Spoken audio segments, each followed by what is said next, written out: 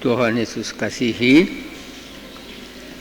kini kita telah memasuki Minggu Adventus yang pertama. Masih dalam situasi pandemi COVID-19 yang belum lagi berakhir, sehingga hidup kita masih terus dihantui oleh kecemasan, dan bukan kecemasan tapi juga ketakutan.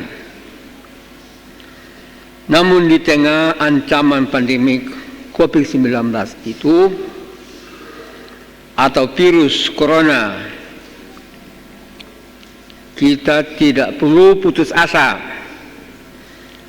sebab punya keyakinan bahwa tangan Tuhan yang kuat dan perkasa itu tetap menopang kita dan menguatkan kita. Sesungguhnya kita tidak pernah berjalan sendiri. Ada tangan-tangan yang kuat yang menopang kelangsungan hidup kita. Dalam kekuatannya kita harus menjaga dan merawat dan membangun hidup bersama sebagai persekutuan yang sehat rohani dan juga sehat jasmani, sebagaimana yang terungkap dalam rumusan tema bulanan kita yang menegaskan betapa pentingnya kesadaran bersama sebagai persekutuan untuk saling menjaga, saling merawat, dan saling membangun hidup yang dipenuhi oleh sukacita dan damai sejahtera yang bahagia. Demi mewujudkan hidup yang sehat rohani dan jasmani itu, apa yang perlu kita lakukan? Yang perlu kita lakukan ialah membersihkan atau memurnikan hati.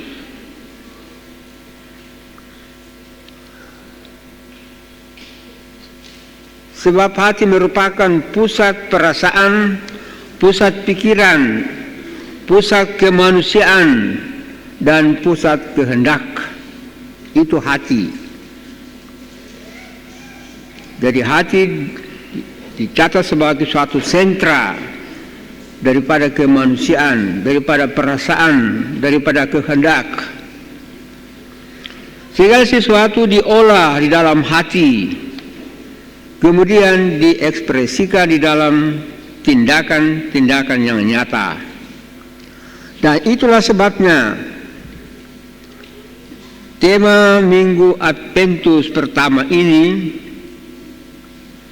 mengajak kita semua untuk memurnikan hati, kembali ke hati, agar dapat menyambut kedatangan Tuhan Raja Kemuliaan dengan sorak-sorai seperti yang diungkapkan dalam bacaan Mazmur 24 ayat pertama sampai 10 tadi. Mazmur 24 ini, jemaat, biasanya dinyanyikan oleh umat Israel mengiringi upacara memasuki bait Allah.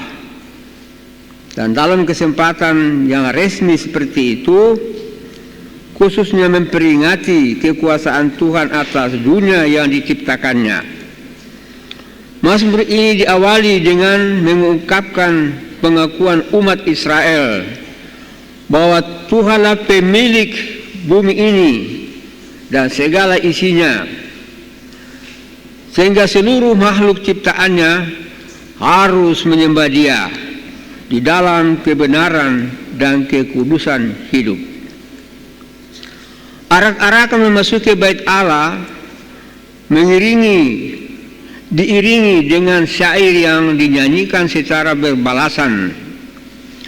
Siapakah yang boleh naik ke gunung Tuhan? Siapakah yang boleh berdiri di tempatnya yang kudus? Kemudian dilanjutkan dengan pernyataan, orang yang bersih tangannya dan murni hatinya, yang tidak menyerahkan dirinya menjadi penipu, dan yang tidak bersumpah palsu. Ungkapan-ungkapan ini jemaat mengisyaratkan orang yang terlibat di dalam arak-arakan menyambut Tuhan yang datang itu haruslah orang-orang yang tidak tercemar, dalam arti bebas dari kejahatan atau tidak melakukan kekerasan. Orang yang melakukan yang murni, tulus, dan suci hatinya, atau tidak menyimpan dendam dan kebencian. Dia harus jujur, selalu berkata benar, tidak suka menipu, dan apalagi berbohong, tidak suka bersumpah palsu. Hal-hal tersebut bebas dari kejahatan, murni hati, jujur, dan tidak suka menipu, menunjukkan kualitas diri seseorang yang layak untuk menyambut Tuhan. Tuhan bertakhta di tempat tinggi, di gunung, dan kudus, namun berkenan menjadi manusia. Karena itu manusia harus bersih tangannya dan murni lakunya.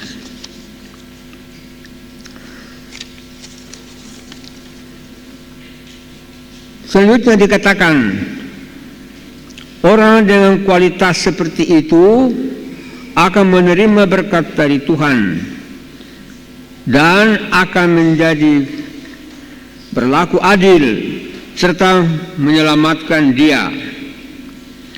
Orang yang berkualitas hidup seperti itu adalah juga orang-orang yang terus-menerus membangun relasi yang akrab dengan Tuhan, selalu menanyakan kepadanya kehendaknya dalam hidup, dalam setiap peristiwa yang mereka alami, dan setia mencari hingga menemukan wajah Allah yang penuh cinta kasih dan pengalaman hidup sehari-hari. Dalam ayat 7-10 berisi ajakan kepada umat untuk bersiap diri, angkat kepalamu, menyambut Tuhan yang sedang datang dan semakin mendekat. Dua kali ajakan ini disampaikan kepada umat secara berbalasan sebagai penegasan bahwa peristiwa tersebut adalah sesuatu yang sangat penting, sebab yang datang dan mendekat adalah Raja kemuliaan. Lanjut lagi, siapakah itu Raja kemuliaan? Tuhan jaya dan perkasa. Tuhan perkasa dalam peperangan, ayat 8. Siapakah dia Raja kemuliaan? Tuhan semesta alam. Dialah Raja kemuliaan, ayat yang ke-10. Pertanyaan pertama, siapakah itu Raja kemuliaan? Dan dijawab, Tuhan jaya dan perkasa. Tuhan perkasa dalam peperangan. Jawaban tersebut pada satu sisi mengekspresikan pengakuan umat Israel terhadap kekuasaan Tuhan yang telah menyelamatkan mereka, dan pada sisi yang lain sebagai akta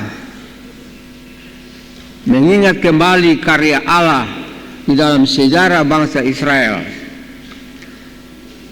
Pertanyaan kedua, siapakah dia Raja Kemuliaan? Di sini pertanyaan pertama diulangi dengan menambah kata dia, bertujuan supaya umat sungguh-sungguh mengarahkan hati dan hidup mereka padanya, pada Allah, serta jawabannya. Tuhan semesta alam, dialah Raja Kemuliaan. Jawaban kedua menegaskan bahwa Tuhan tidak hanya berkarya dalam sejarah umat Israel, tetapi juga berkarya di dalam sejarah dunia ini, karena dialah Sang Pencipta alam semesta. Dialah Raja Kemuliaan yang sedang datang dan semakin mendekat. Jemaat yang Tuhan Yesus kasihi, berdasarkan uraian tersebut, maka ada beberapa hal yang penting dipertimbangkan oleh kita. Setiap pelayan dan umat Gereja Pesta Maluku diajak menggunakan momen Adventus ini untuk mengenal diri dengan sungguh-sungguh. Siapakah dia? Apakah dia layak menyambut Tuhan yang sedang datang itu? Bukan sedang datang, tapi semakin mendekat. Sedang datang dan semakin mendekat. Jadi kita tidak bisa berlari lagi. Seseorang disebut layak dan dia memiliki kualitas hidup yang baik, dan dengannya tidak melakukan kejahatan dan kekerasan. Hatinya murni, suci dan tulus, tidak membenci dan mendendam, tidak suka menipu, tidak suka berbohong, dan tidak munafik. Untuk menjadi orang yang baik atau memiliki kualitas hidup yang baik, seseorang perlu belajar menjadi pribadi-pribadi yang akrab dan selalu dekat dengan Tuhan, yang selalu mengandalkan Tuhan dan kehendaknya dalam seluruh daerah kehidupannya. Harus terus-menerus mencari wajah Allah di dalam diri Yesus Kristus yang penuh cinta kasih. Kemudian merefleksikan dalam kata dan perbuatan. Jika seseorang menemukan dirinya belum layak, maka saatnya untuk sadar dan bertobat dengan Sang Raja Kemuliaan yang penuh cinta kasih dan kuasa, yang berkenan mengampuni. Berikut setiap umat Gereja Pesta Maluku perlu berkomitmen untuk menjadi pribadi-pribadi yang murni hatinya dan yang layak menyambut Tuhan Sang Raja Kemuliaan, sebab dialah Allah yang berkuasa dan memerintah atas alam semesta dan bangsa-bangsa.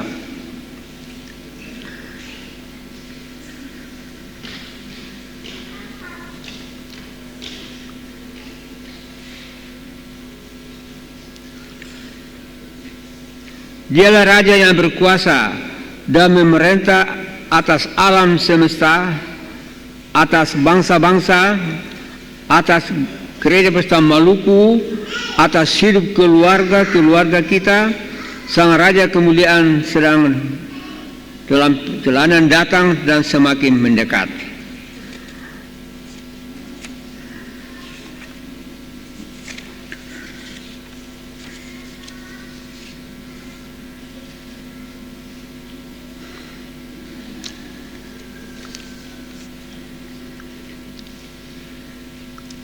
Selanjutnya dikatakan orang dengan kualitas seperti itu akan menerima berkat dari Tuhan. dan Allah akan berlaku adil serta menyelamatkan dia.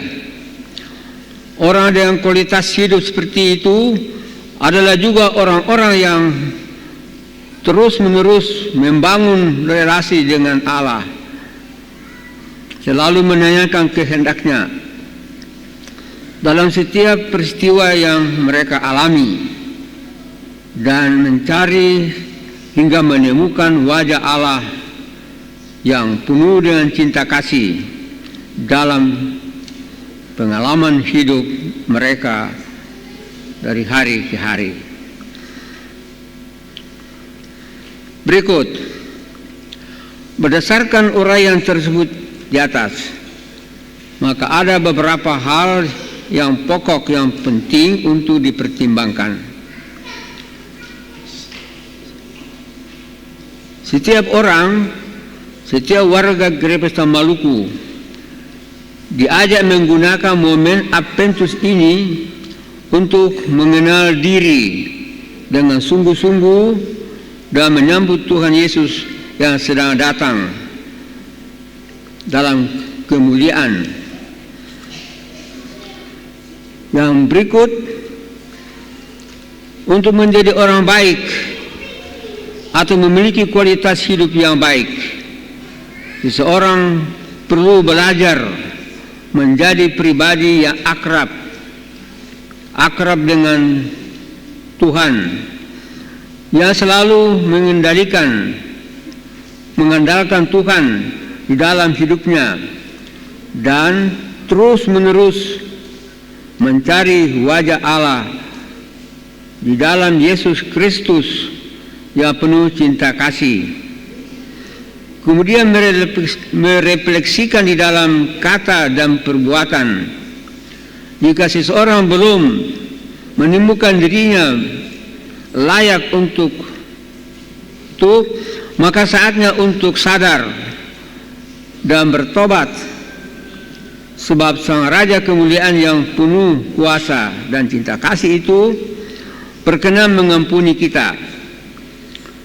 Sebab belajar dari umat Gereja Maluku perlu berkomitmen untuk menjadi pribadi-pribadi yang murni hatinya dan layak menyambut Tuhan Sang Raja, sebab dialah Allah yang berkuasa dan memerintah atas alam semesta, atas bangsa-bangsa dan Gereja Maluku, atas hidup keluarga-keluarga dan Raja Kemuliaan sedang dalam perjalanan datang dan semakin mendekat.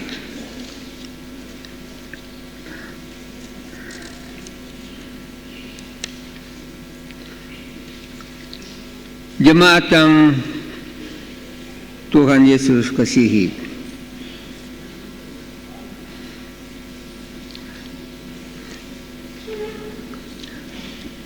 dalam Mazmur 127 ayat yang ketiga, di situ dicantumkan, dan ini kemarin sudah ditekankan kepada orang tua dan para saksi baptisan. Di situ dikatakan anak laki-laki adalah milik pusaka Tuhan dan buah kandungan adalah suatu upah. Mau dibilang begini jemaat, sebenarnya kita tidak punya siapa-siapa. Yang kita punya hanya kandungan yang kosong, isinya adalah Tuhan punya. Makanya disebut anak laki-laki adalah milik pusaka Tuhan. Dan buah kandungan adalah hanya sebagai upah. Jadi yang kita punya hanya kandungan yang kosong. Nah, karena itu isinya adalah Tuhan punya. Apakah itu anak laki-laki atau anak perempuan, sama saja Tuhan punya. Dan karena itu kewajiban kita hanyalah semacam kewajiban bina didik anak-anak berapapun banyaknya ada di tengah kita, di samping kita. Sungguhnya perlu dibina supaya dia menjadi anak-anak yang siap, sebagai anak-anak kepanah yang siap untuk disasarkan atau ditembakkan ke sasaran masa depan. Itu kewajiban setiap orang, setiap orang tua, setiap orang tua Serani atau orang tua Baptis. Dan kita semua sebagai bagian daripada jemaat. Ada sekian banyak anak-anak di antara dan di sekitar kita. Semuanya menuntut dari kita tanggung jawab untuk membina, mendidik supaya mereka memiliki masa depan yang gemilang. Amin.